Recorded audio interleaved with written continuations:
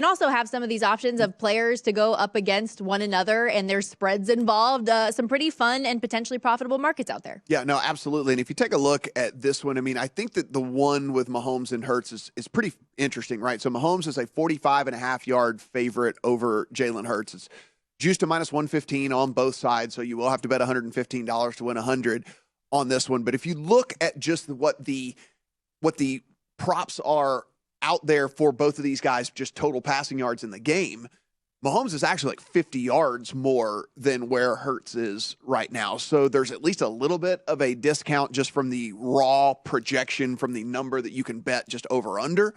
And then further, you can kind of dig into a little bit more of where do you think this game goes? Where do you think the game script goes? Where do you also think the game plan is heading into this? And so for me, I really do like the Mahomes a lot at minus 45.5 over Hurts because, one, I think I have the Eagles winning the game. Two, I have Jalen Hurts and the Eagles coming out with a little bit more run-heavy game plan to start it, at least anyway, right? Mm-hmm. I mean, at least any way to start it. Now, if they get behind, that'll have to change, but I'm assuming that it's not going to.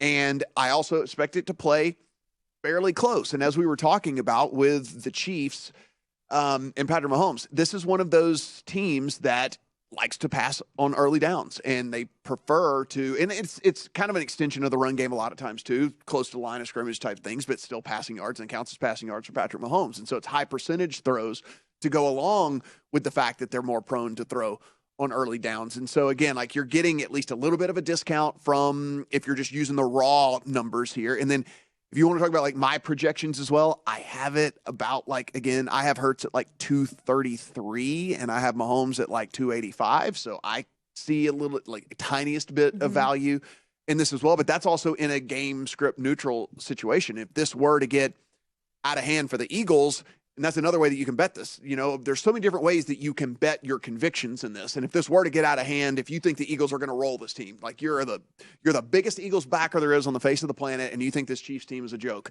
well, then you're betting Mahomes all day on this because that means Hurts and them are not throwing the ball very much at all in the second half because they're just trying to protect a lead, whereas Mahomes and them are having to throw every single down in order to play catch up. So there's, again, you'd be making a bet on Mahomes while also rooting against him in the grand scheme of things, but it's still a correlated bet. So then that's probably a similar thought process in the passing touchdowns head-to-head with Jalen Hurts as well, especially when you take into account that Jalen Hurts of the two is going to be the more mobile guy, the more opportunity to get into the end zone with his legs, which could split a little bit of that number. Only minus 110 for Mahomes to have one more passing touchdown. And I mean, Mahomes this year, all season long, his prop has been set at 2.5, whereas other quarterbacks, we see it always at 1.5.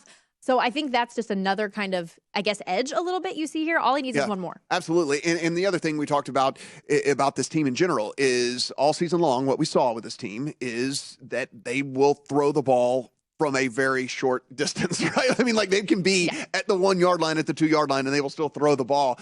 Because it's just they work up these little gadget plays and these little trick plays and do all these different little things. And again, these little shovel passes count as passes, right? They're not runs. And they do it on purpose because if the guy drops it, it's an incomplete pass as opposed to a fumble. And so Andy Reid is and Travis Kelce's the master of all this. Mahomes and Kelce are the master of this. And so I really do like that one a lot, actually, in favor of Patrick Mahomes.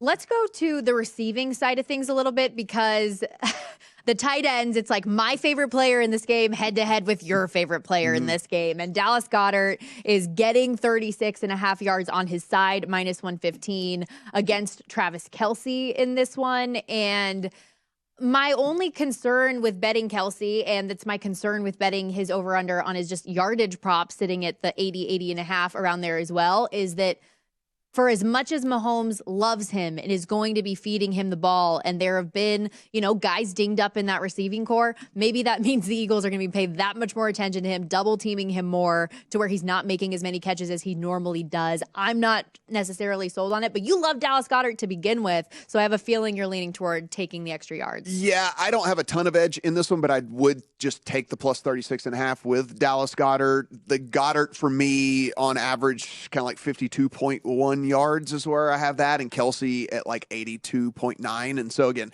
not a big edge there at all, but I do think, like you said, there is a path in which the Eagles come out and say, beat us with all of these other ancillary pieces, you're not beating us with Travis Kelce. I think that that's not out of the range of possibilities, right? I mean, if we're talking about potential outcomes for the Eagles winning this game, we might come in here and we're sitting in here on Monday after the Super Bowl going, well, they really shut down Travis Kelce, and that was the whole reason they won the game, you know? And so, I mean, I think that that is certainly he's going to be a target no matter what. It's just whether they can actually do it. And so just for again, the numbers I have, I would take the 36.5 yards with Goddard anyway, and then plus, like you're mentioning, I think there is at least a chance that he becomes an incredibly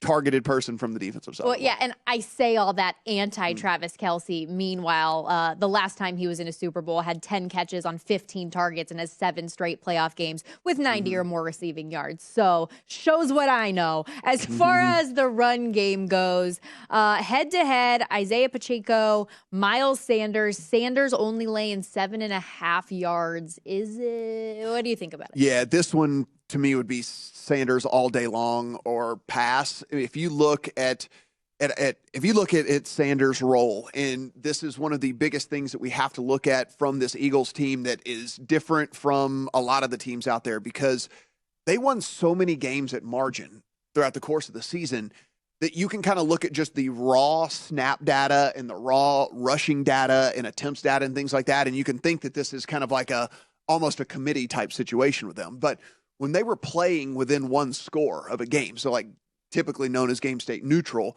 Miles Sanders was the dude on the field. Like, he was the guy getting the carries and he was the guy getting the yards. So if you think that this game plays fairly close, which again I do, then you would love Miles Sanders getting the majority of the action here, the majority of the work, and certainly then out rushing Pacheco by 7.5 yards. And so for me, it would be a Sanders or pass, strictly based off of how I think the game could play out. Now, again, we've seen over the last 2 weeks, we've seen even towards the middle of the season, why Kenneth Gainwell seems like he has such a big role in here, because he has a good mop-up. He's the mop-up duty guy, right? And they've won games by margin so many times. If you believe that's the way it's going to go, well, then you probably don't want to go Miles Sanders. But I do believe this kind of stays within one score, at least the majority of the game. Well, if you do think he's getting the usage, does that translate to the receiving game as well? Because in the head-to-head with Pacheco, just a half a yard for rushing and receiving combined yards from scrimmage.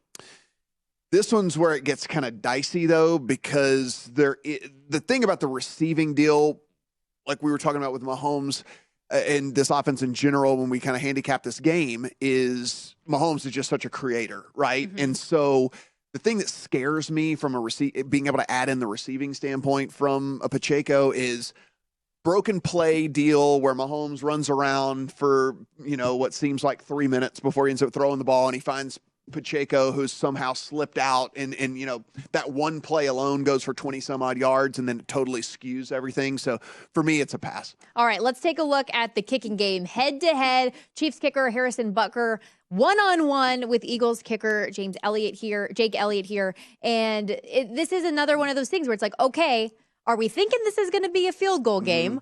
Or is this going to be an extra point game? Or which side is going to be doing which? Because the edge is only a half a field goal in this one. Who's more likely to have to kick more at length? Yeah, this one's wild to me. This would be Butker all day long at the plus money. I mean, you are getting plus 140 on Harrison Butker, meaning you're $100. You're winning $140 on top of that. And if we really do go to this, and we think that whenever the Eagles get in the red zone, they're going to score touchdowns. The defense for the Chiefs surrenders the second most touchdown percentage in the NFL when teams get into the red zone. Then, hey, why is Jake Elliott kicking field goals, right? It's Harrison Butker that's going to be kicking the field goals. Before you place your next bet, visit VSiN.com for all the latest data and powerful betting tools. Start with our live odds, team comparisons, and previews for every game on the schedule. Then dive deeper with live tracking of betting trends and line movements. And don't miss our unique tools, including odds comparisons from sportsbooks across the country, prop bet search engine, and custom parlay calculator. Everything you need to increase your betting knowledge and confidence is at your fingertips. Visit VSiN.com today.